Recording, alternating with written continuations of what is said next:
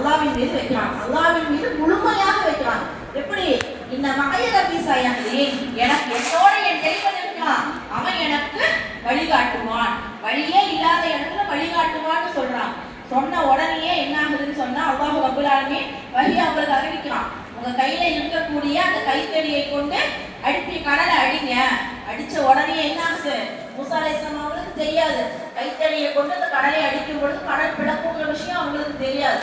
அவங்க அடிச்ச உடனே என்ன ஆகுதுன்னு சொன்னா கடல் இரண்டாக பிளந்து இரண்டு பக்கமும் பெரும் மழையை போல உயர்வாக நிற்குது.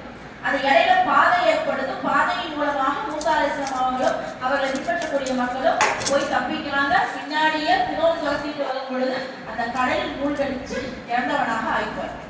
அப்போ எப்படிப்பட்ட நம்பிக்கையை அன்னைக்கு வளர்த்துட்டு போயிருக்காங்க மூசா அலைஹிஸ்ஸலாம் அவங்க.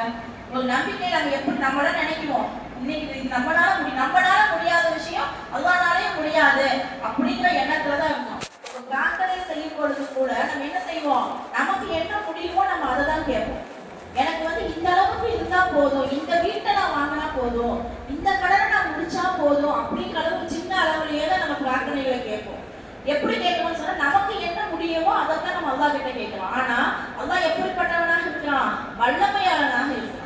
எப்படிப்பட்ட சூழ்நிலையிலும் வாய்ப்புகள் எல்லாமே அடைக்கப்பட்ட நிலையிலும் எதுவுமே முடியாதுங்கிற சூழ்நிலையில் கூட உதவக்கூடியவனாக இருக்கும். அப்படிப்பட்ட சூழ்நிலையில மூசா அலைஹிஸ்ஸலாம் என்ன செய்யறாங்க? நம்பிக்கையை முழுவதுமாக அல்லாஹ்வின் மீது வைக்கிறாங்க. நடக்கவே சாத்தியம் இல்லாத அந்த கடல் பிளக்கக்கூடிய நிகழ்வு அங்க நடக்குது. இன்னைக்கு நமக்கு அந்த மாதிரி விஷயங்கள் ஏதாவது நடந்துருமா? ஏன்னா நம்ம நம்பிக்கை அந்த அளவுக்கு பலமாக இருக்கு. இன்னும் நம்மளையும் சில பேருக்கு நம்பிக்கையாளர்களுக்கு அந்த மறைமுகமாக ஒரு சில விஷயங்களை நிகழ்ச்சி காட்டிக்கிட்டே தான் இருக்கும். அந்த நம்பிக்கை வச்சவங்களுக்கு மட்டும்தான் அந்த அதிசயங்கள் நிகழ்ந்ததை அவங்க உணர முடியும். எப்படி வாய்ப்புகளே இருக்காது, யாருமே நமக்கு உதவி செய்ய மாட்டாங்க. குடும்பத்துல யாருக்கும் உடம்பு சரியில்லை, எந்த பணமும் இல்லை, ஆனா சம்பந்தமே இல்லாத ஒருத்தர் நமக்கு உதவி செய்வார்.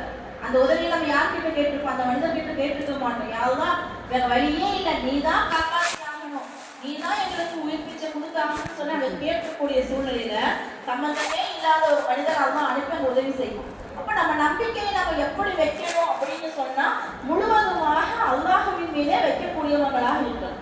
அப்ப இந்த ஆஷுரா நோம்பு நமக்கு தரக்கூடிய படிப்பினை என்ன?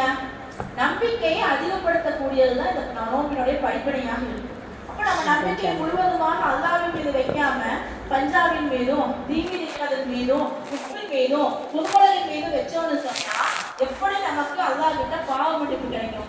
அல்லாஹ் நம்மளை எப்படி பொறுத்துக் கொள்ளக்கூடியவனாக இருக்கும்?